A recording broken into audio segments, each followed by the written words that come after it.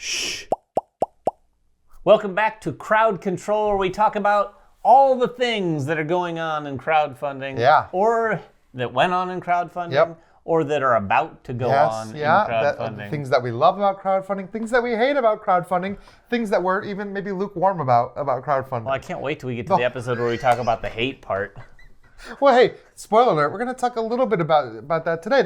I'll say, crowdfunding has some very high positives and some negatives too. And It's a roller balancing coaster. act. It is. It is a roller coaster, and right now things are interesting. There was Yeah. a lot of, if you watched last week's episode, there was a lot of big games that launched that week. Well, all within days of each other. Huge games launching within days of each other. It was an interesting week. Let's just say that. And we're going to talk a little bit about that. We're going to talk about some of the games that we didn't get to talk about last week because there was just so many that launched. And we want to talk about some things that are coming soon. So if you're watching this live, these are games that are launching this week. And the first one I want to talk about is The Last Spell from Tabula Games. This looks very cool. And this is neat to me because when I saw this game, like the presentation of this game, it immediately drew me in. And I had no idea that it was based on a video game IP. Yeah, it is. It also looks cool. In fact, if you're familiar with the video game, it looks very much like the video game on the table. The table presentation of this is really, really cool.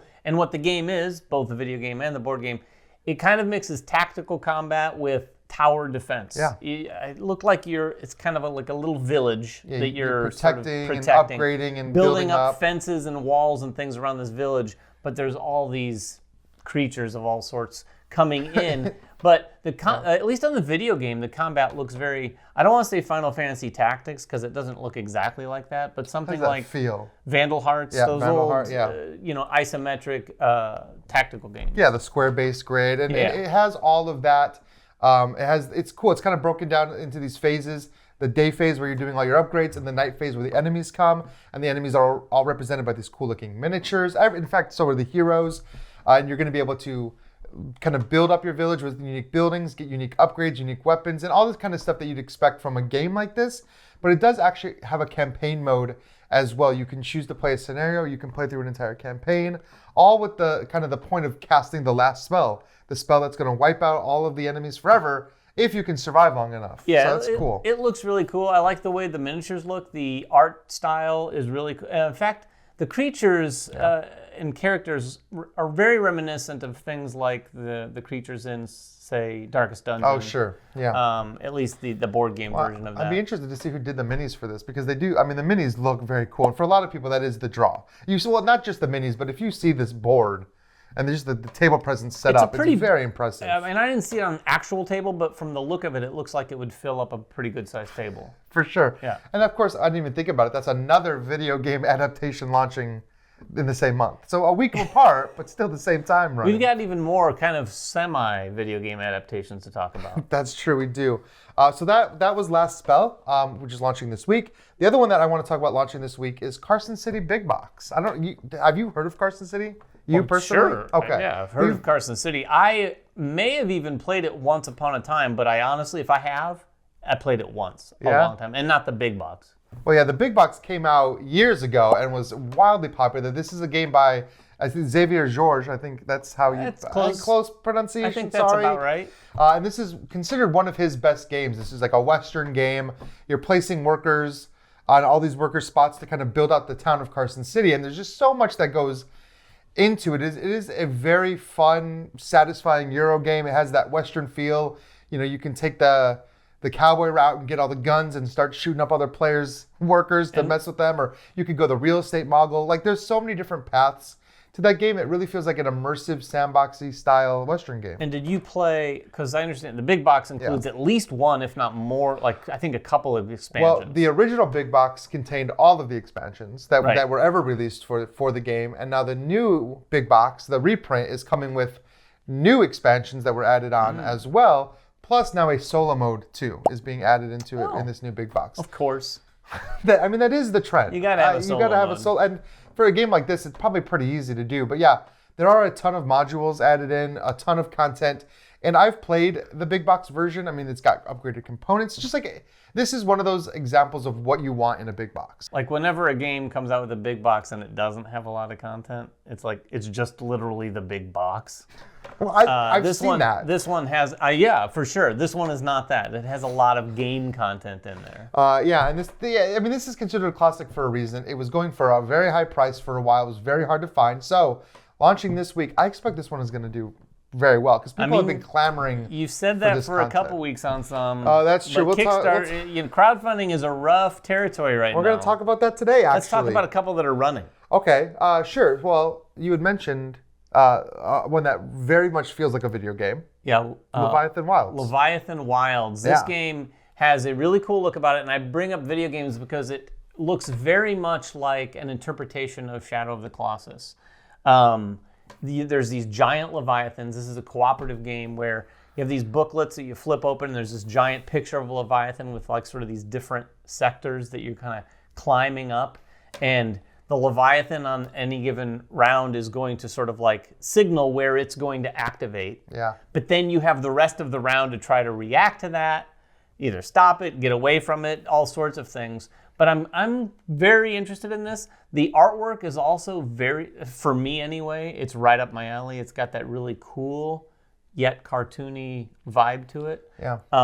So yeah, this one, how many days did this have? I mean, we're getting close to the end. It's wrapping up now. So if you're watching this video, you'll still have a chance to back it. It's done pretty well. I mean, it's done fairly well. It probably would have done better at a different time. I think there's a lot of competition right now, which again, spoiler alert, we're going to discuss in a minute. But there's just a lot of competition. Games are not doing as well maybe as I would hope. However, the next game is an exception to that. Sure. Now, I didn't cover this last week because there was just so much coming out. And this is a reprint, but this is Aeon Trespass Odyssey, which is a game that I covered. It was pre-pandemic that I covered this. I think, or maybe very early pandemic. I don't know. This is probably the biggest campaign going right now. But this thing came out of the gate, and I thought, okay, it's a reprint. It'll do pretty well. But it's in the tune of like $3 million almost. Well, 2.2 right now, something like 2.3 or 2.2 right now. But I think like it might wrap up by the time we're filming close this. To 3. I think it'll be close to 3 by the time it's done. Place your bets right now. I'm going to say 2.6. Yeah, I think closer to 2.9. I don't know how many days are left. But this game is phenomenal. I mean, this is one of those huge boss battler type games, but there is so much going on. There's this crazy narrative. There's so much customization and upgrading, and it's just got a very cool theme. All the artwork and presentation, like everything on this game was an A+ when I played the prototype. In fact, this was one of the prototypes I had to send it back on, and I was almost like, no, let me keep it, because even with what I had for my sample, I played for hours and I did not get through all of the content of just the sample. Like, there is so much content in this game. If you haven't seen this game, this is 100% built for crowdfunding. Oh, like this sure. is when you think of the classic type of crowdfunded game, this game is it. Yeah, and I mean, obviously, it's way more popular than I thought it was going to be for a reprint. There's a lot of people that love the game. And in fact, a lot of comments were like, you didn't talk about Aeon's Trespass last week. So we are now. I mean, this one is still running. It launched last week. And this one kind of rose above, right? Because we talked last week, if you watched, about the video game crowdfunding that was happening, like Dead Cells, the Monster Hunter game, Apex Legends. All of those kind of came out at the same time. And we were debating which one would do really well. And I'll be honest, I don't know that any one of them has done as well as I thought it would do out of the gate. Not out of the gate. And I think even one we talked about, Clank Legacy 2. Yeah, even that didn't do as well as I hoped. First episode. And it's done well. Don't get me wrong. I think you were thinking $1 million I thought it was going to clear $1 million. I thought it would probably be sub 1 million. And it is still. I'm not sure how close it's going to get. But I think it's got, as of our recording right now, I think it's got a few days left on that campaign, so we'll see how it goes. But it is a tough time. And this is one of the things I referenced earlier. That downside to Kickstarter is sometimes there's just so many games all coming out at the same time, and in fact, it's creating a situation where there's just a lot of competition for the same backer money. And in fact, we've got Jeremy Howard here to talk about that very thing. Hey, party people! My name is Jeremy, and I'm a backer just like you. And I've recorded this 25 times, and I don't know why, but it's because I can't express enough how much choice we have weekly, okay? We have our pledge managers. We have some things that we know are coming up this week, and we have current projects that we're hesitating on. And I think now more than ever, like pre-pandemic times, like we're in that time again where there's too many projects launching every week. And you know what's coming at the end of the week, and you even know what's coming next month maybe, and you are strapped down. You're strapped into the FOMO, you're strapped into research, you're strapped in. And what I'm starting to think is there's so many games launching in each genre right now that the publishers are kind of eating each other alive a little bit. I'm assuming that's what this is right here. I don't know. They're eating each other alive. Let's do that.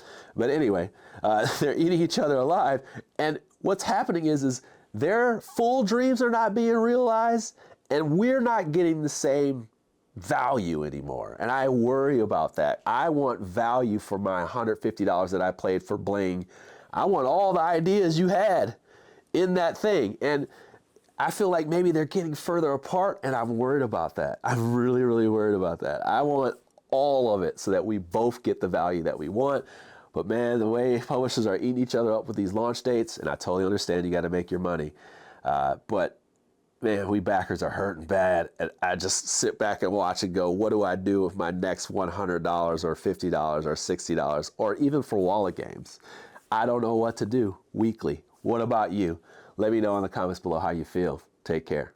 Yeah, it is rough out there for a lot of these games competing with each other, but a couple games that don't have to compete anymore are games that are delivering. Yeah, we wanted to take a little bit of time. People have asked us actually to talk about games that we're excited about that are coming out in the future, and there are two releasing or delivering. Like right now. Like literally right now. In fact, one that's delivering right here on this table, hopefully tomorrow.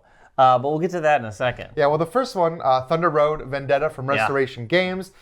I'll have to, we played a prototype version of this game, a year or two ago, whatever. Yeah. It did not do it justice. Seeing the final version of this game delivering, the prototype was nice. The prototype was nice. But this final version it's so cool. The pictures we're seeing of this thing, and we don't have a copy here. I don't think I backed it at the time. But hopefully we might be able to get a copy to do some coverage. I'd love to do a review of it. If you're listening, Restoration, I mean, you have my address. It was hugely popular. I mean, anything that Restoration Games does comes out looking phenomenal. They do a really good job. In this game, they not only does it look good, but they took what was a fairly chaotic random game, and it still has the fun and chaos of the original, but it is a much better game than the original. Oh, I mean, right. Like the original is just like, well, I lucked out. Oh, well. Right. There's a lot of dice mitigation. There's a lot of like planning and strategy with how you're using your dice. So check out that one. If you didn't back it, look for it if you can. It's like you could have a game day with Heat and Thunder Road, like two very opposite styles of racing games, different. But they'd be a lot of fun to play together. The other one we wanted to talk about though, I cannot wait for it to be right here. One of your most anticipated games. The Witcher Old World. This game looks, we played it. Again, it was a prototype and it had a lot of content, but this delivery is going to have an immense amount of content. The All-In have so much more that they were offering that they didn't have at the time. Yeah, stuff that we haven't gotten to play or touch at all. They had all these mages. They added stuff even after the campaign, I think, because a lot of feedback that they were getting. There's a lot of expansion content. Oh, I just can't wait. We're big Witcher fans, even though I'm sure in past videos we were scolded for our mispronunciation of Geralt's name. See, Geralt. He said Geralt. It's Geralt, right? It's Geralt. Geralt. Whatever. It's something like that. It's Geralt. Geralt of Rivia. We're gonna have to edit around this. No, I honestly think Jerry. We call him Jerry. Old Jer. Old Jerry. Well, Jerry the Witcher, and I like that about this game, that all the Witchers are all awesome, but I don't think he's not in it, by the way. I don't think I've seen you this excited about a game delivery in a long time, honestly. First of all, I actually, ironically, on this show, I don't back personally a ton of things. We get a lot of games here. We do see a lot of prototypes. I back a fair amount, but I'm not a giant, crowdfunding backer. This one though. I've got even a buddy who backed it all in too, locally, and he's getting his today, unfortunately. Oh, man. I don't know how he got. You gonna drive over there and switch packages? I kind of want to, but we're both really excited because he actually played it when we had the prototype here, and he's wanting to crack his copy open. Yeah, he's afraid. He goes like, I'm going to bring it over because I don't want to relearn it or learn it. Well, and there's so much more to learn too with all the new stuff that's added. I don't know if I'm equally as excited, but I also loved this game. And I think that this is a Game of the Year contender, probably. Really?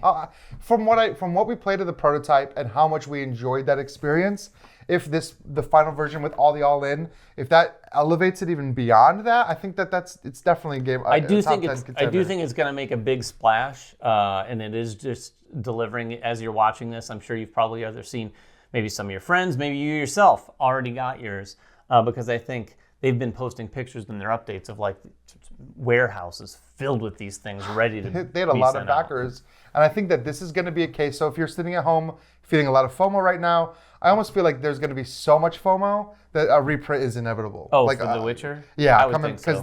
Although the first one was no slouch, that campaign did pretty well. Well, no, so did Aeon Trespass the first time. So That's true. I think this is going to be. I just wouldn't be surprised if Witcher was back on Kickstarter or GameFound someday. Yeah, it wouldn't be surprising. So that is what's happening this week, what happened last week, what's maybe happening next week in crowdfunding. Come back next week. I'm not sure if we're going to have an episode. Again, we talked about this in our first episode. Not sure we're going to have one every single week. We'll have one as long as there's stuff to talk about. If there's something to talk about, if there's something to talk about, we will have one. But there may be weeks where we pass or kick the can down the road. There are definitely dry spells on crowdfunding for sure. So. There's definitely. There's going to be maybe full months or more where it's just like nothing, like a ghost town here. Yeah, it's weird. Everything comes out at once and then nothing. We'll come up with some other things to do on crowd control for those. But until next time, make sure everyone has fun at the table, and we'll see you then.